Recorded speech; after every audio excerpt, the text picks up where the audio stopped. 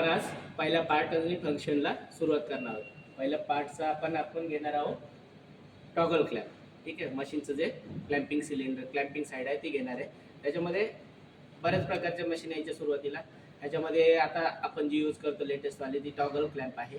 ह्याच्या अगोदर जी यूज करत होते ते हायड्रोमेकॅनिकल आणि त्याच्या अगोदर हायड्रॉलिकमध्ये येतं रॅम्प टाईप ते हायड्रोमेकॅनिकलमध्ये फक्त हायड्रोमेकॅनिकलच येतं आणि टॉगलमध्ये मोनो टॉगल, 4 पिन टॉगल आणि 5 पिन टॉगल या प्रकारे येतात.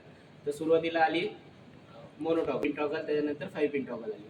आता जे आपण मशीन वापरतो किंवा आपल्याकडे जे पण मशीन आहे त्या सर्वच मशीन आपल्या 5 पिन टॉगल आहे. 5 पिन टॉगलमध्ये आता कोणकोणते पिन आणि कोणते टॉगल आहे. आपली ही मशीन आहे 5 पिन ट्विन टॉगल. तुम्हाला 5 पिन दाखवतो पहिले कोणत्या आहे सुरुवातीला. त्याच्यामध्ये एक पिन आहे, दुसरी 3, 4 आणि ती एक 5. तर ही एक 5 पिनचा एक टॉगल झाला आणि हा दुसरा टॉगल.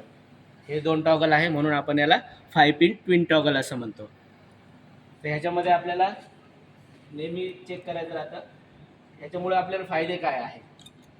टॉगल वापरण्याचं काय रिझन. टॉगल वापरण्याचं रिझन असं का ह्याच्यामध्ये आपल्याला लोअर ऑइल कन्झम्पशन लागतं, म्हणजे कमी ऑइलमध्ये आपल्याला जी कन्सिस्टन्सी पाहिजे ती भेटते.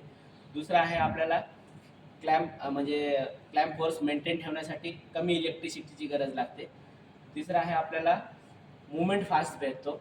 चौथं आपल्याला ते क्लॅम्पिंग फोर्स कन्सिस्टंट असल्यामुळे प्रोडक्ट क्वालिटी आणि त्याचे डायमेन्शन्स मेंटेन ठेवण्यासाठी किंवा क्वालिटी इम्प्रूव्ह करण्यासाठी मदत होते. तर हे आपले 3-4 पॉईंट्स आहे. ह्याच्यामुळे क्लॅम्पिंग कन्सिस्टंट असल्यामुळे मोल्डची लाईफसुद्धा वाढते.